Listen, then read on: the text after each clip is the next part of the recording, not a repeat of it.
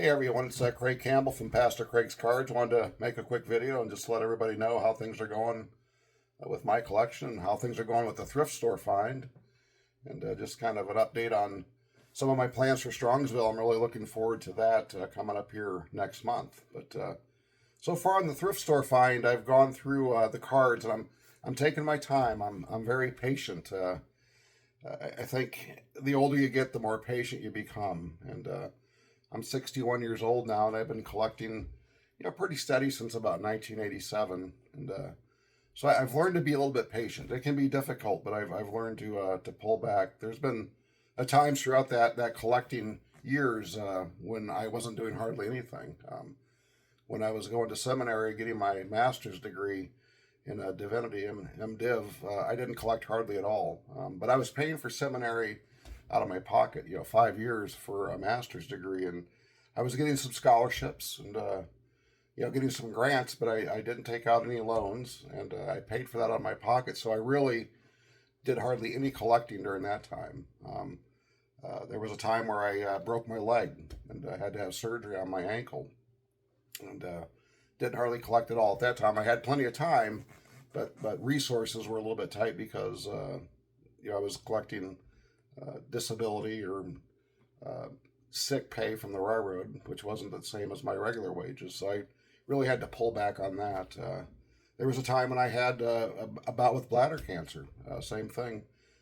Cards were about the least important thing at that time as I went through the bladder cancer treatments, and that was difficult to say the least.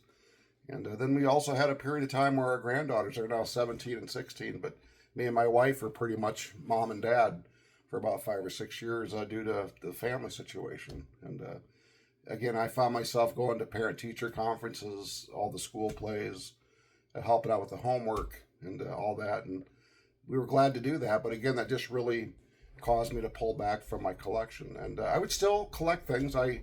I would do real small parts of collections. I still assemble the World Series teams. For example, the 1975 Topps, I have the Cincinnati Reds and the Boston Red Sox. And 1976, I have the Yankees and the Reds. And 77 was the Dodgers and the Yankees. So I collect the World Series team sets. And it's a way to stay involved in the hobby, sometimes without having to go and spend a lot of money. Of course, you get back into the 60s and the 50s with the World Series teams, you're going to be looking at a lot of money. But there's ways to stay involved in the hobby without making big purchases. And, so I've done that a lot throughout the years from 1987 up until where we are now. And, being a full-time railroad engineer and a pastor, and, there's a lot that goes on. And sometimes you just don't have a whole lot of time to collect cards. So I've really learned to be patient with what I have, enjoy the cards that I have. And so with the thrift store find, what I'm doing is I'm going from the least to the best. I'm taking my time and going through the least valuable cards, the ones I had to actually throw away some of them, and going through and taking my time and counting them and sorting out the okay cards and the bad cards. And I'm doing that in segments of time. And again, going from the least to the best. I didn't want to go from the best to the least because then I probably wouldn't move much further than from the best to about that middle range. And so I wanted to make sure to give each card, a good look and to see where it fits in my collection, see where maybe I can sell it or trade it. And so I'm just taking my time and really trying to enjoy that. And there were a couple of sets that I bought, and I'm looking at a sheet of paper right now. I think I've gone through 8,930 cards so far. Now, yeah, some of those were in sets. I didn't go through each individual card of the 1986 set or the 1985 set. I trust that there's 792 cards there. But the other cards, I've gone through them individually, and I'm just taking my time. And for me, I'm kind of a numbers guy. I'm a little bit of an organized kind of freak a little bit. So I'm trying to do like a dollar cost average on where I'm at with the cards. And last time I checked, I think it was at like 38 cents a card. And so I just kind of want to find out where I'm exactly out on that.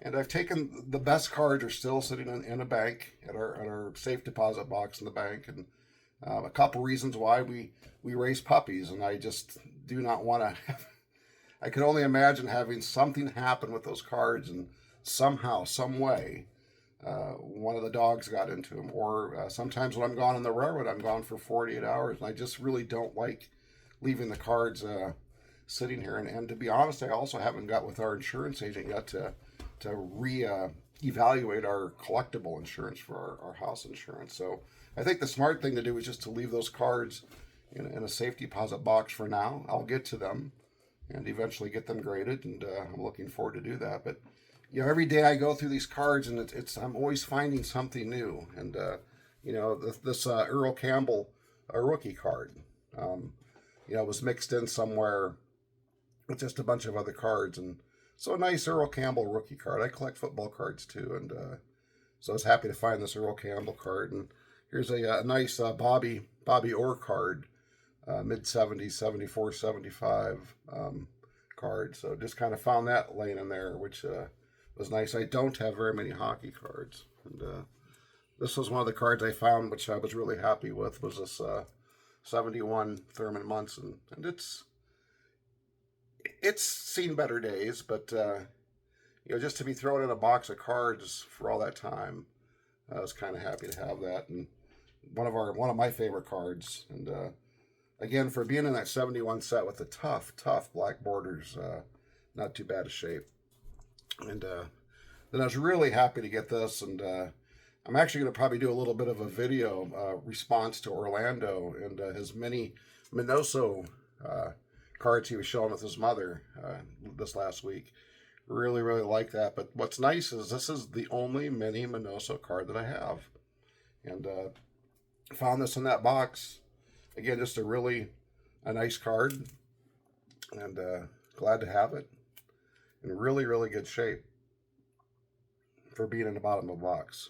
And then, so far, I think this is probably the best card that I found that surprised me. And this is a 1967 Hank Aaron. And that was sitting in one of the boxes. It wasn't in with the best of stuff. It was in the box with the mid-range stuff. And so this real nice 67 Hank Aaron. I'm going to be getting that sent off to get graded here real soon. And so that card, and then I think I may have showed this other card before. I don't know.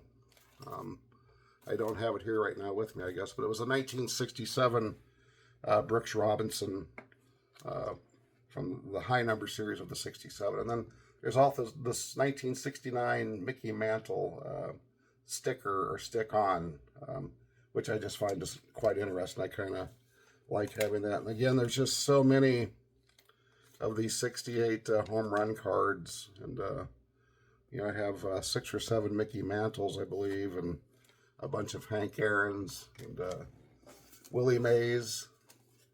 There's a nice Hank Aaron and Harmon Killebrew and a nice Willie Mays one.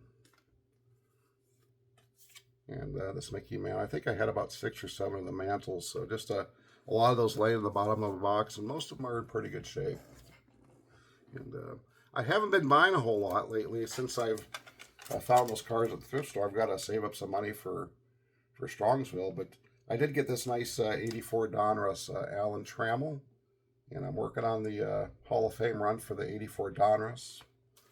And this was a real special card, a 1960 Stan Musial, and you know what? It's my only Stan Musial card that I have. And the thing I really like about this is that my grandfather, my dad's dad, my Grandpa Campbell, was a huge Cardinals fan. And my grandpa was born in 1907 in Missouri, and he grew up listening to the Cardinals from really the mid-20s up until he died in 85. But this is my first Stan Musial card. Out of all these years of collecting, I never had a Stan Musial card, so I'm real happy to have that. And I picked up this nice 72 Louis Aparicio. I think I pronounced his name right, maybe. The in-action card, but was happy to pick this up from the 72 Hall of Fame run. And then a real nice Steve Carlton SGC card, SGC grade 7 for the 72 Hall of Fame run. And I found a couple of exhibition cards for Lou Burdett of the Milwaukee Braves. Of course, a big Braves fan, so anytime I can find some Milwaukee Braves items, I usually try to pick them up, and just happy to get those Lou Burdett cards. But just wanted to share a quick video with everybody and just let them know how things are going. And I've been watching a lot of videos. I've really enjoyed everyone's, especially the videos of the Philly card show. And I Google Map that, and I see it's about 5 hours from where I'm at, and the next show will be in September. So maybe I'll be making a run to Philly for that car show. But really looking forward to Strongsville. Still have some cards that I'm really hoping to get there. The Eddie Matthews run, I'm getting closer to being done with that and completing that. And I'm really hoping at Strongsville I can find someone and maybe make a bundle deal on a couple of Eddie Matthews cards. And I always look on eBay, but I'm just really wanting to hold my powder, keep it dry, so I can fire there at Strongsville with hopefully getting some Eddie Matthews cards and some other things.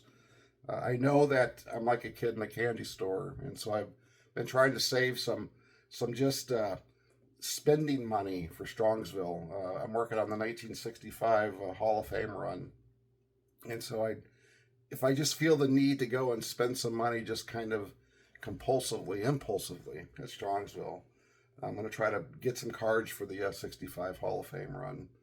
And last but not least, with the thrift store find, there's been a lot of cards that I've, like the 1969 Topps, just so many of them. And I may end up probably building the 1969 set. It's one of my favorite sets.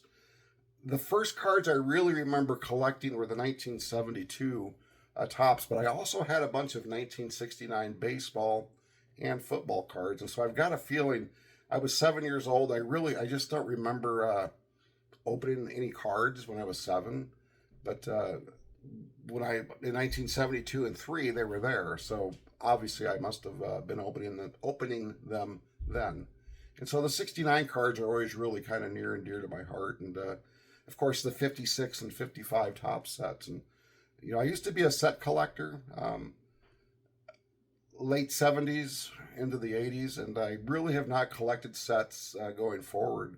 But I have so many comments from the 56, the 55, and the 69 set, and I'm really thinking about getting back into that and trying to build some sets. I've got a lot of the star players, and so I know it can be just so expensive because you're spending good money for common cards. I've been there, I've done that, but I just feel the urge maybe to get back into doing a little bit of a set build. So we'll see where that goes. But I just wanted to check in with everybody and just share a video, let them know how things are going with me, and I really hope things are going well with you and everything that you're collecting. And there's just so much out there. And with this thrift store find, I made a comment once before that my son collects cards a little bit, and my wife, she knows something about them, but she's not really overly enthused about them. And even like with some of the people at our church that go to our church, and my coworkers, and there's just a lot of people that you tell them about the cards and you kind of get this blank stare, and I understand that, but I know that you guys understand and can share in the joy and kind of encourage. And there's so much information, so much good information that comes out every week from you guys on collecting cards and what to look out for. And, I just really enjoy my drive to work, my idle time listening to YouTube videos. And it's just so good. This community is so good, so encouraging, not putting each other down. My son belongs to a gaming community on YouTube, and he said it's just the polar opposite of what this is.